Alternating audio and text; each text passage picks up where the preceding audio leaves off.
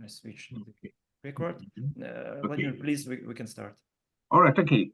So thank you very much for the invitation. So I will talk about sort of non-commutative Laurent phenomenon, and it's based on joint work with Arkady Berenstein. And let me just explain that. The problem is the following: that when you have a composition of polynomials, you have a polynomial. When you have a composition of Laurent polynomials where you allow inversion of your variables, then the composition need not be to be a Laurent polynomial. Well, this is a simple example. You have a polynomial x plus y and the Laurent polynomial, Laurent monomial z inverse. And if you will plug z equals x plus y, you will not have just a Laurent polynomial. Okay, but sometimes you are lucky and such substitutions lead to Laurent polynomials. Now, in the commutative case, there is a unified treatment, and it's based with a lot of applications based on the theory of cluster algebras by Fomin and Zelevinsky.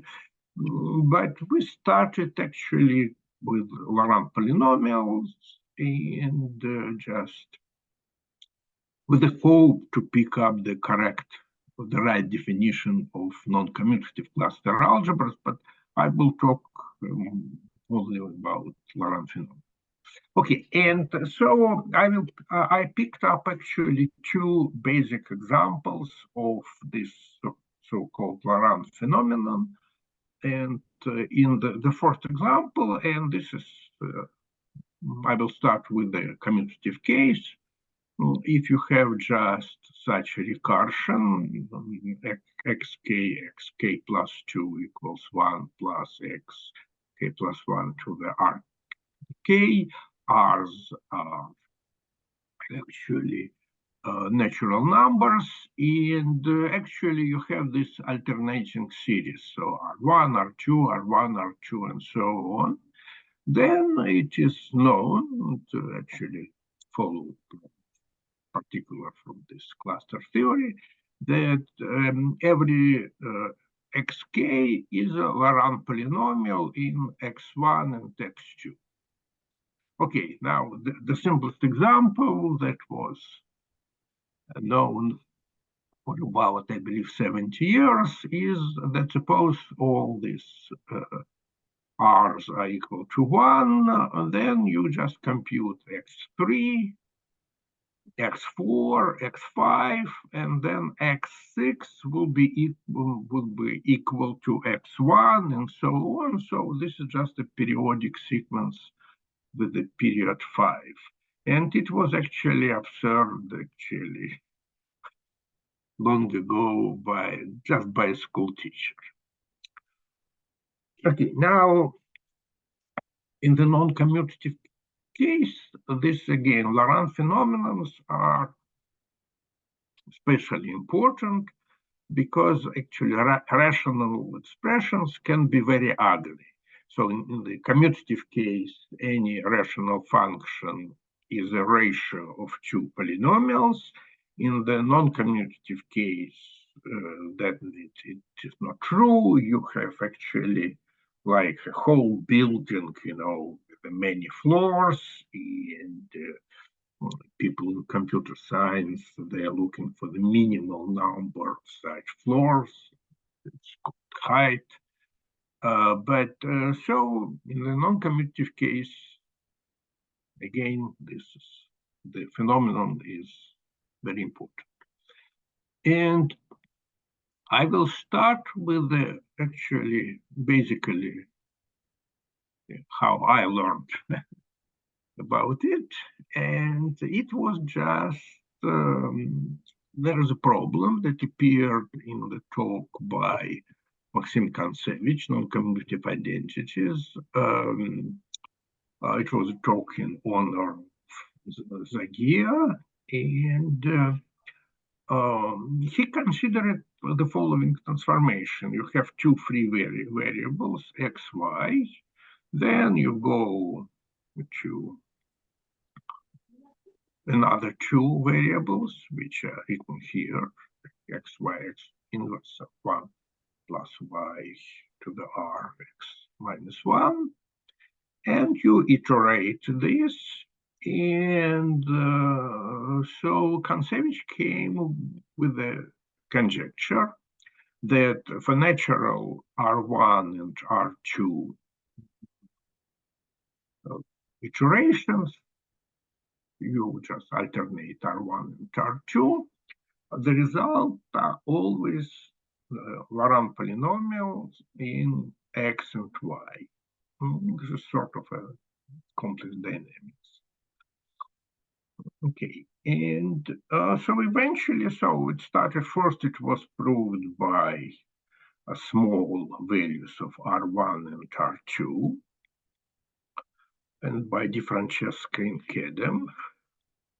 Then just a former student of Kontsevich published proof for R1, R2, but the proof actually was used heavy machinery of just sort of algebraic geometry, including triangulated categories, including just resolution of singularities in derived categories, and so on. And I have to confess that I don't know anyone who can actually explain this proof. But then sort of Arkady and me tried to do some high school non-commutative algebra. And so we got just a solution. So let me explain. First of all, that DeFrancesco and Kedem noticed that if you just, okay, let me denote this successfully. You have xy, then you have x1, y1, x2, y2, and so on. First of all, they noticed that if you take this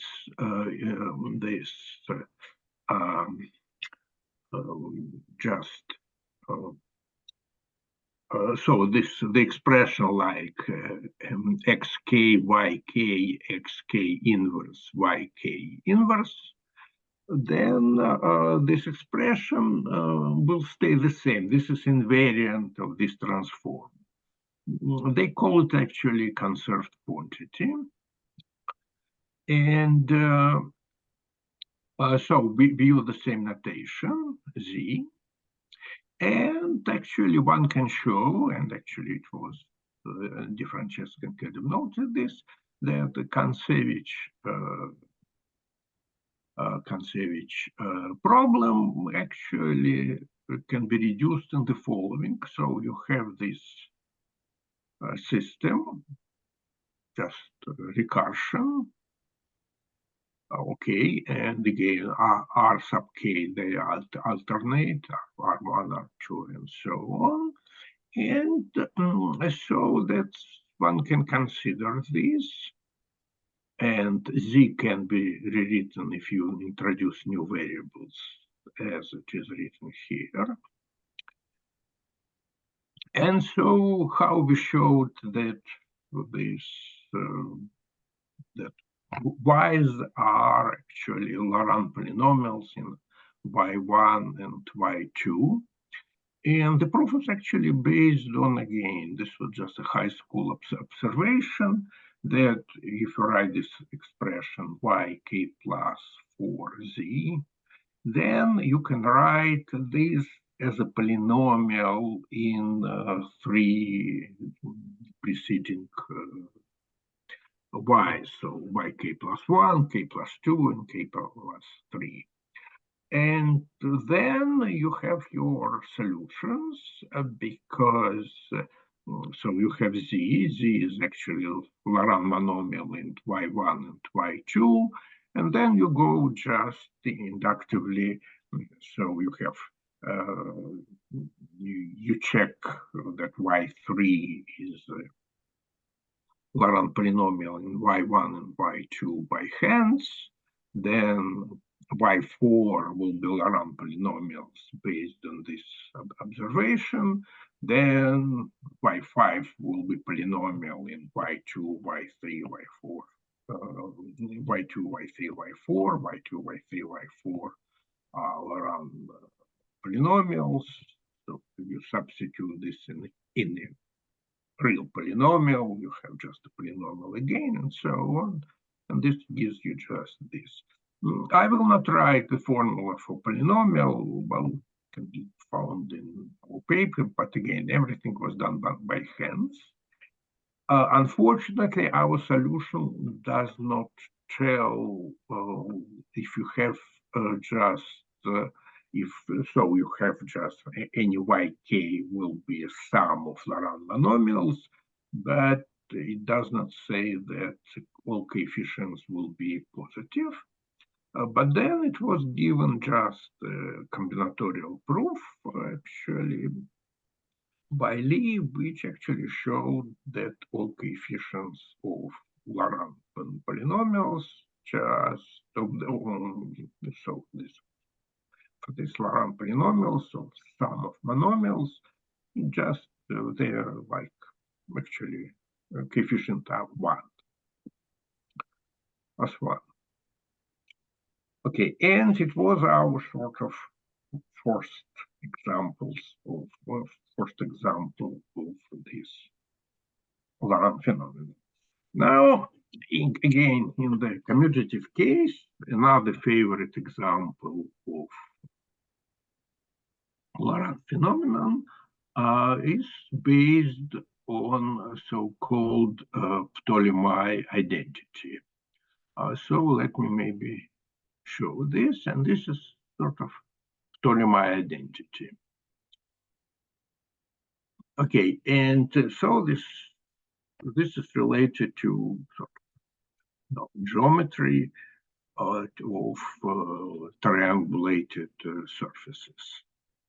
Okay, so let me just maybe explain this. So there are several papers in these directions. Okay. And so we continue this slide. Okay, let me start then with the explanation. So in the commutative case, so first this is commutative case, well, it is known that if you have just a quadrilateral, actually, which inscribed into just a circle, and suppose that xij and so on are lengths of its sides and diagonals, then the product of the lengths of two diagonals can be equals to the product of the lengths, sum of products of the lengths of opposite sides, and as it is written here. Okay, now then what people actually do is the following. Suppose you have any triangulation, and for any quadrilateral in these triangulations, you impose this condition. So you, to each just side and diagonal, you might call it chords, you assign just you just assign a letter, say for ij, xij, and so this is, and you impose this identity. Now there is an operation called mutation. So you have here you have a triangulation of your quadrilateral with the two triangles and the diagonal xik, and then you can just replace this diagonal by another diagonal JL.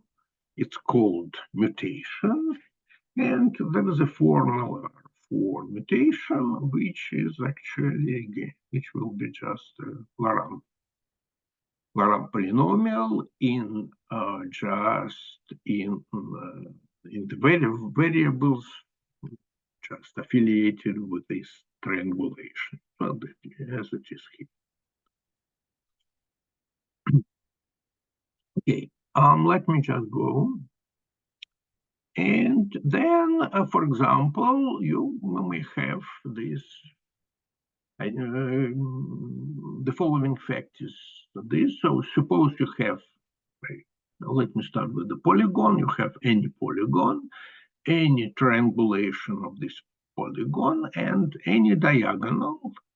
And then by using this mutation, this flipping of diagonals, you can actually write a formula for any diagonal, and the variables again are associated with this triangulation. And there is a notion, and then you have just a Laurent polynomial. So in this case, in the case of this example, x to 5 will be a polynomial of the just sides and this diagonal and diagonals, but diagonals you can take with the power of plus minus 1. Okay, and this is true in general. So, and now again, the effect was actually predicted by the theory of cluster algebras, and then it was a combinatorial description, not so easy, done by, I believe, by Schiffler and so. And now let's try to do the same in the non-commutative case. And so in the non-commutative case, and I will try to convince you that non-commutative case, in a sense, is simple. Okay, now in the non-commutative case, so we assume that first of all our edges can be directed. So you can go from 1 to 3, or you can go from 3 to 1.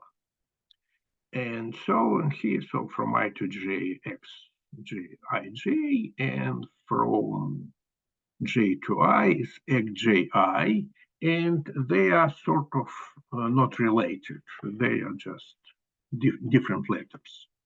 But also we assume that you can take the inverses, and the inverses of, say, of x, j, I goes also in the direction I and j.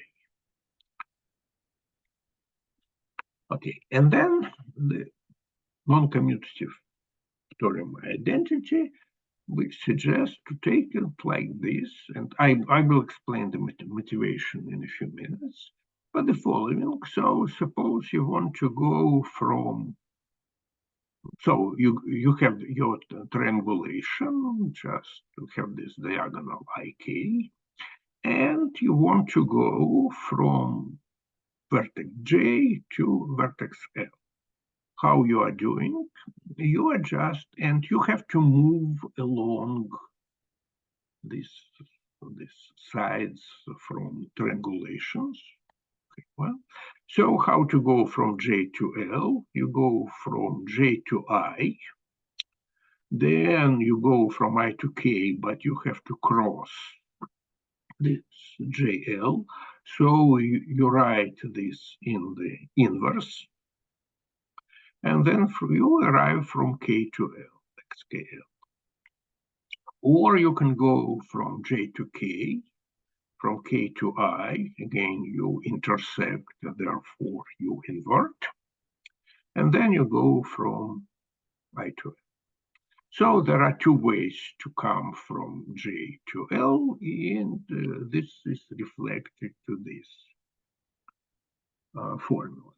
Again, let me emphasize again that all this stuff is composable. So if you look at Xij as a morphism in a category, but anyway, so just it's exactly that you can compose this. Okay, but it turns out that it was not enough to prove this polynomial identity in the general case. And so we needed one more relation, which is actually sort of trivial in the commutative case, namely for each triangle with vertices I, j, k, you have so-called triangular relation. So you have xij, xkj inverse xki. So you arrive again from I to I in going along this. So in this direction, and you can go in the opposite direction from I to k, k to j, j to I, xik, xjk inverse, xji, and this must be equal. So that's you sort of now on these variables there is sort of an anti-involution when you can go from xij to xji, and then you read your monomials from right to left, and so you demand this identity.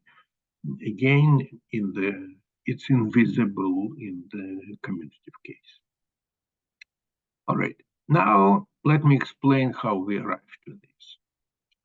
So first of all, this Ptolemaic identity actually reminds you classical Plücker identities for Plücker coordinates of 2x4 matrices. Okay, and then just sort of we remember that there is actually a notion of non-commutative Plücker coordinates. Okay, okay, maybe, so I will do it maybe again, sorry, I will do it later, but let me just explain then this, just our result here. Or, again, we assume that there are two types of identities, so the Ptolemaic identity and the triangular identity, and then you can get your just expression on this example for the diagonal of 2, so just the diagonal 2, 5. So again, I consider just this triangulation can be any triangulation, but okay, what we see here, you have to arrive from 2 to 5. And there are actually 3 ways to do this. You can go from 2 to 1, then from 1 to 4, but then you cross this, your diagonal to 5, so you write this inverse, x4, 1 inverse, and then you go from 4 to 5. Okay. All right, well, you can do this in the opposite direction. You go from from 2 to 3, from 3 to 1, and from 1 to 5. And to this path correspond the following monomial x23, x13 inverse, x15. And then there is a longer path. You go from 2 to 1, you go from 1 to 3, you go from 3 to 4, from 4 to 1, and from 1 to 5. And you have this monomial, so x21, x31 inverse, because you intersect, x34, x14 inverse, and x14. So this is just an example of this Laurent phenomenon. And again, let me emphasize that you are moving, always moving forward. Okay, now there is a general result. Let me formulate this general result for polynomials. And this is the following for polygons. Suppose you have any polygon, and now suppose you have just this set of integers, so those are just vertices of your polygon. They're distinct, pairwise distinct, so it's here. And to this set corresponds just a monomial, exactly as it was written in the example. So you just alternate xi1, i2, then here x3, x2 inverse, x3, x4, so x5 inverse, and so on until we write to this. And now suppose you have a polygon, you have a triangulation delta, and you want to express your diagonal ij through variables associated with these triangulations. All right, so you need just sets, this like I capital, with the following condition.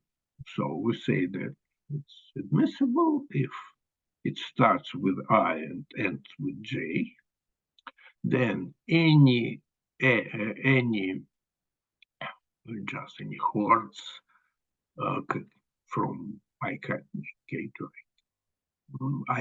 to ik plus 1 belongs just to this triangulation. And each diagonal, if you have it, intersects your given diagonal, or suppose it intersects, then it intersects first the point PS and then point PT. So basically it means that you are always moving forward. Okay. All right. And then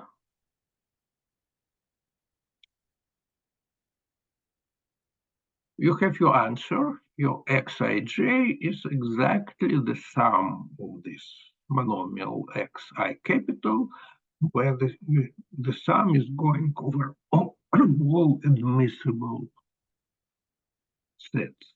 Again, let's look at this example. This example, exactly what is going on. Okay, so it gives you actually a Laurent phenomenon for polygons in triangulations on polygon in the non-commutative case. And again, the combinatorics here is much simpler than in commutative case, because you know what you can multiply and what you cannot. So you can multiply x23 by x13 inverse, but you cannot multiply x23 by x45. So that's forbidden. Okay, now what's interesting also that this non-commutative approach gives you some interesting invariants, and usually when you do this, basically when you're proving this Laurent phenomenon, you always are looking for invariants. And the invariants are so-called non-commutative angles that we sort of introduced. And they are analogs of so-called H lengths in the hyperbolic geometries, which were introduced by Penn. Okay, but we didn't know this when we introduced this. All right, so let me just give a definition. So suppose you have a triangle with vertices ijk, and then just so you have this vertex I, and you have just a path from vertex I to vertex I, in two opposite directions, clockwise and counterclockwise. And here are your monomials, which express these angles.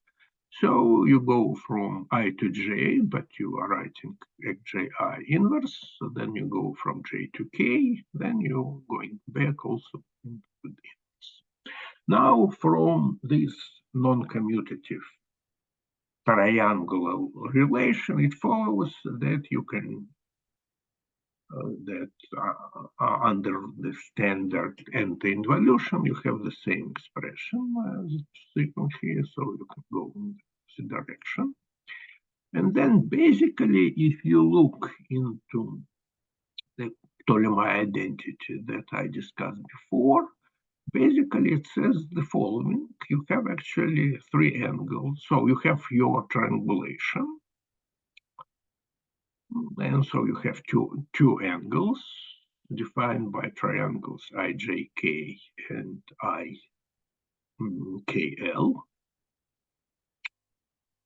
And also you have another angle, which is in the triangles IJL. And the sum of this, well, larger angle is the sum of two others. And this is basically the Ptolemaic identity. Then basically you have just, oh, sorry, okay. Or should I frame this? So just something. Okay, and let me maybe now formulate this. The theorem that basically non-commutative Laurent phenomenon is basically on the, if you use the language of angles, says the following, that for any triangulations, the sum of the angles which are just with the vertex, the fixed vertex I, is the same. Doesn't depend. So, for example, for this, so in this case, you have just angles, three angles with defined by triangles 1, 2, 3, 1, 3, 4, 1, 4, 5. And the sum of this angle, sum of these angles is equal to the angles defined by the triangles 1, 2, 5. So angles, the sum of angles just attached to a fixed vertex is invariant. Is invariant also, doesn't depend on triangulation. Okay, before we will move to surfaces, let me now explain how we came to these identities. All right, and so this is now again the classical Ptolemaic identity reminds you just the Blücher identities. So we looked in this non-commutative version of Blücher coordinates. Okay, now I will explain now this is just a theory of quasi-Blücher coordinates by just, and this is Gelfand and me, well, some years ago, but I will do this only for 2 by 4 matrices. It's 2 by n matrices, and that's enough. Of course, the theory is valid in general. Okay, so let me recall that in the classical case, if you have 2 by n matrix, then you can define standard Blücher coordinates, just this one, with the anti-symmetry usually, and the invariant properties is that you have just, if you multiply your matrix A by an invertible 2 by 2 matrix from the left, G, then you have just the determinant of G times your just Blücher coordinates. And then you have the celebrated Blücher identity, which actually people doing mutations, prefer to write in the following way, as I wrote it here. Okay, now what you do in the non-commutative case? Well, first of all, in the non-commutative case, in the pure non-commutative case, there is not a notion of determinants, but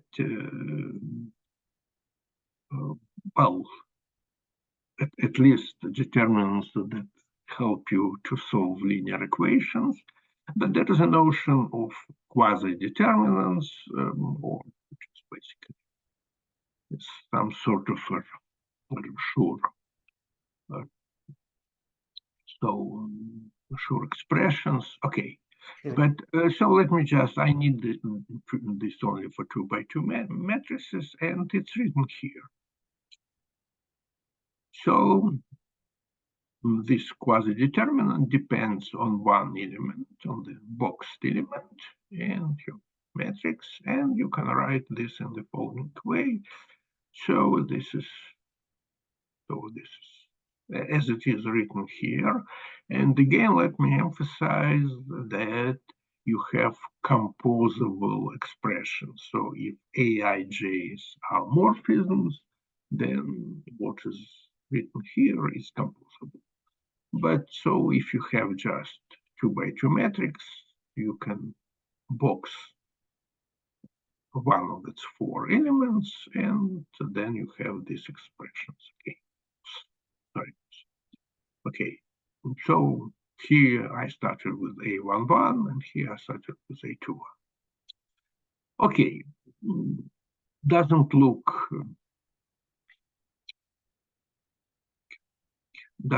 actually nice, but there is an important construction, and I will define now so-called quasi-Plücker coordinates of my matrix. Depends on 3 indices, I, j, and k. And so they are defined like this. So I take 3 columns. So, and then I have 2 matrices with the same column. So this is K. And I take just this marked elements, boxed elements on the other columns and on the same level. So I can take them on the level 1 or on the level 2. And I will get the same expressions, well, provided that all things are immutable. So in the commutative case, I have just the ratio of 2 Plücker coordinates. And then I have actually some properties. And properties is so the following. First of all, this is those quasi-Plücker coordinates. They are GL2 invariant. So meaning that if I multiply my matrix A by invertible 2 by 2 matrix A, I have the same result. Well, it's not surprising, because if you look in the commutative case, well, here you multiply the numerator and denominator by the same determinant of J. Okay, then the Plücker relation, quasi-Plücker relation, looks like this. So you have this. So you have 4 indices. Then you multiply. You take this. So Q3, 1, 2 multiply by Q2, 3, 4, and then you exchange these indices on diagonals 2 and 4 plus Q3, 4, 1. 4, 3, 2 equals 1. And I will explain now how they are related with the standard Plücker relation. If you divide in this commutative formula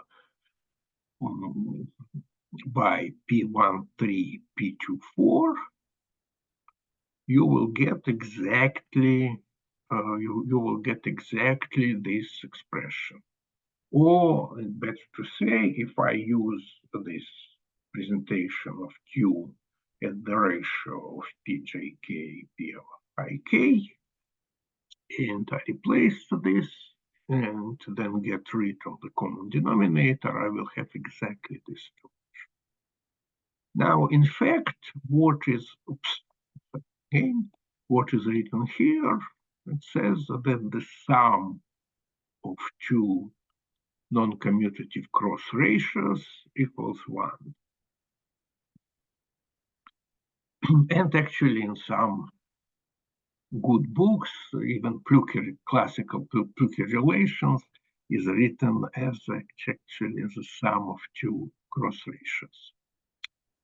Okay, and now what is more? Now this Q symmetry Pij equals minus Pji in the non-commutative case is actually harder. And here is an example of such expression. So you multiply three Plucher coordinates and you have quasi-Plucher coordinates and you have -1. So here you have indices 1, 2, 3. Then you go from 2, 3, and the remaining index goes upstairs. And here you go from 3 to 1, and the remaining goes upstairs, and you must have -1. And it's true in general.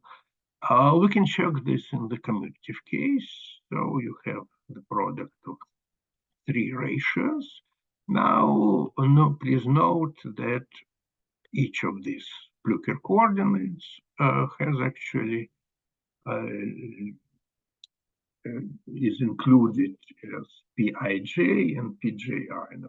For example, you have P23, P32, you have P13, P31, P12, P21. If you just make your cancellation, you will get -1.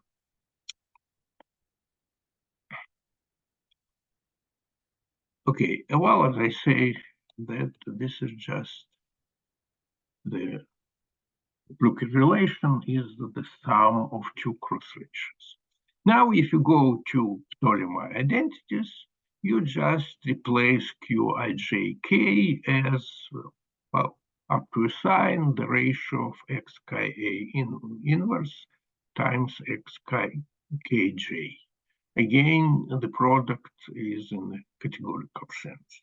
And if you will do this, then this is just, you will get exactly the relations that I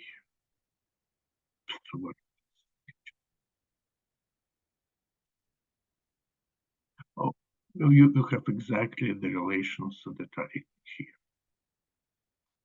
Okay, and now later it turns out that this multiplicative relation gives you new non-commutative invariance of your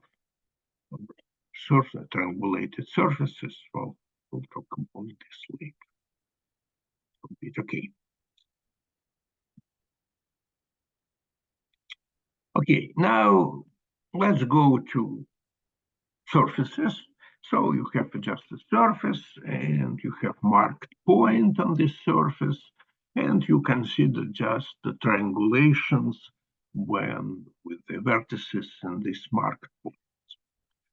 Okay, and now there are some subtleties because some of your triangles will be degenerate, as you can see on this picture. So this is just an example of degenerate triangles.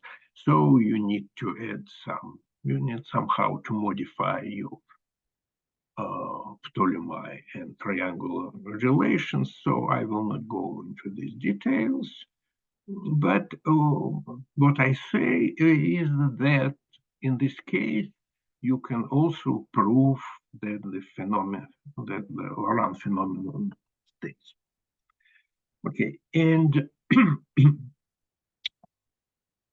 okay, now why you're doing this? Let me just give you just an example of an application. And again, in his talk, actually, Kontsevich made a conjecture that the following. He had a rather complicated recurrence relations.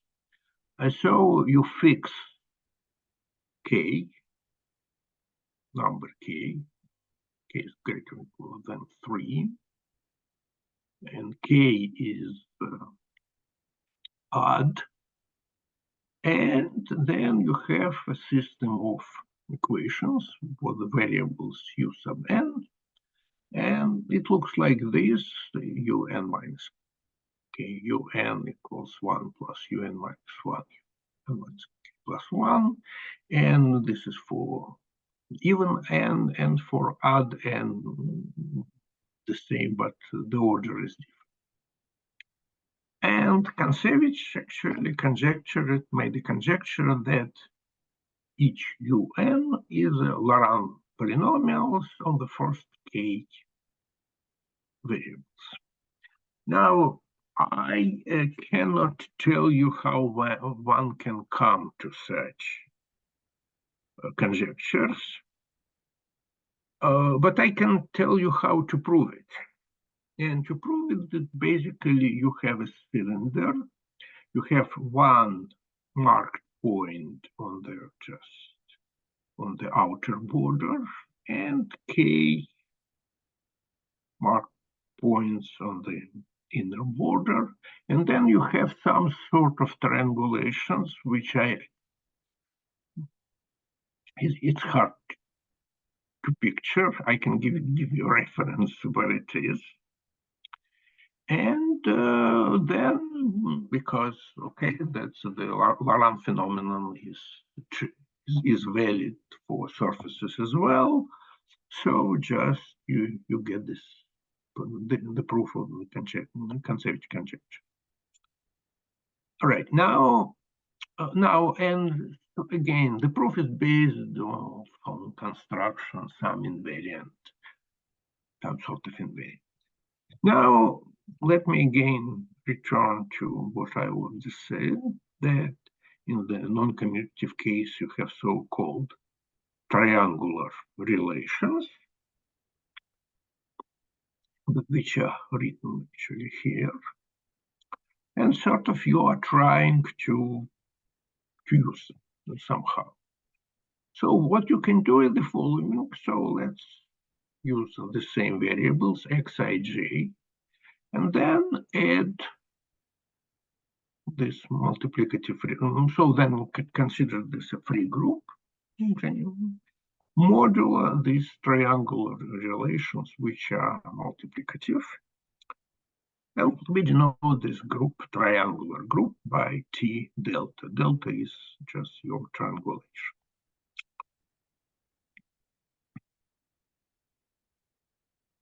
And then you have a theorem that, first of all, this group does not depend on your triangulations up to an isomorphism. And now, if you have just your surface has a border, then the group is free. And if you have a closed surface, then the group is free or one relator. So I will consider now a few examples. And for if you have just a polygon with the n vertices, then the group is free with 3n minus 4 relations. Now, if you have torus or Klein Bortle, and have 5 relations, 5 generators and 1 relations. In the more details are here. So,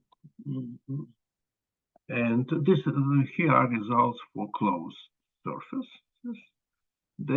So the group is trivial if you have just a sphere with one marked point. It's a free group. This the formulas when, again, if you have a sphere and the number of points in 2 to 3. Oh, okay, well, has two free group with two generators for projective space, and in most of other cases you have one relation torsion free group and depending on the Euler characteristic of your surface.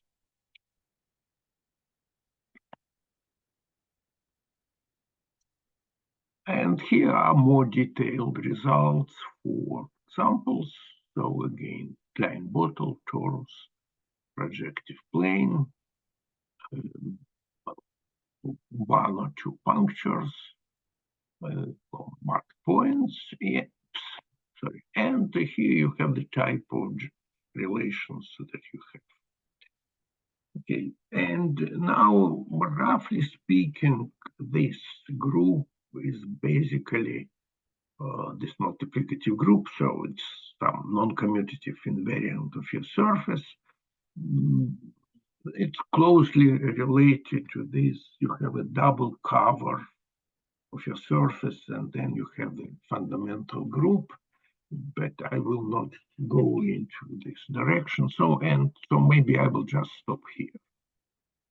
Okay, so thank you. Thank you. And again, sorry, my slides are not perfect, but Vladimir exposition was perfect, so there is no problems. Am I right that you construct you construct examples of Laurent phenomenon for free non-commutative algebras? No, but there are relations. So I have free variables, and then I have some relations. Okay. But we prefer to work with free variables, right? Mm-hmm. Could you say something about the relation with the Postnikov theory, which is principally the theory of weighted graphs, and with some particular properties of sums over paths on the graphs. So you construct some sum over paths between points with non-commutative weights on the edges.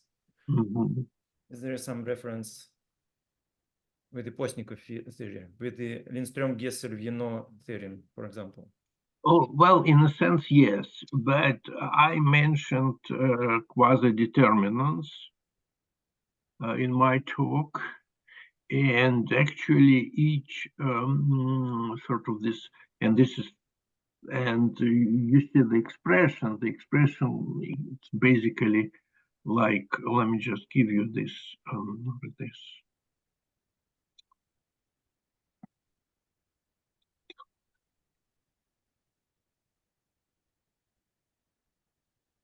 Okay, here you have. So basically what is written here is the following. So you have just a graph with two vertices, 1 and 2. And the connections are, so you can go from 1 to 2. You can go from 2 to 1. And you have loops around just vertex 1 and vertex 2. And you just go from vertex 1 to vertex 1, actually, but then you have some alternation. This is actually true in general. If you consider the so-called quasi-determinant, well, for example, which with the box filament A11, but in general, you have an n by n matrix, then basically, again, you have just a complete graph with the vertices from 1 to n, and with the loop around each vertex, and just you actually sort of go from 1 to 1. Then you have the sum of monomials, alternating sum of monomials, and when you sum over all possible paths, you have this basically this quasi-determinant. Okay. So this theory actually, well, again, let me explain again that everything that we are doing has sort of a categorical sense. And what about your fourth question about non-commutative positivity? The formulas there are actually just based on this categorical principle. And basically what we described, the so-called these factorizations of double Brouwer cells. And these factorizations just, it's in a sense, it's easy to describe in the non-commutative case, because if you look into the preceding paper, commutative paper by Berenstein, Fomin, and Levinsky, they have rather complicated combinatorial rules to describe this factorization. And such rules in the non-commutative case are simpler. May I ask a question? Yes, please. Your recurrence relations resemble very much the Thomas sequences. Yes. And the Laurent phenomenon there is related to elliptic curves. Yes. Is a non-commutative analog of this elliptic curves here? No, of these elliptic curves I have to think, but there are definitely analogs of non-commutative Thomas. And we have actually our recent paper in archive, and this is on, I don't recall, I don't remember exactly this, how the title, but it's, there are four authors, Irina Bobrova, then Volodya Rubtsov, Sharygin, and Gosh Sharygin and me, and it's using this non-commutative Thomas sequences. Oh, thank you so much. But this is about integrability, yes. So the paper just, I believe it's in the archive,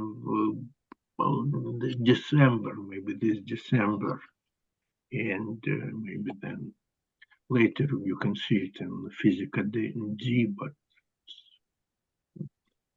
thank you for a remarkable talk. Okay, you're most welcome. Okay, Vladimir, thank you once again. It would be great if you send me your talk. Okay, sure. Just I will do it right now. Okay. Thanks a lot. We stop here. Bye. All right. Okay. Bye.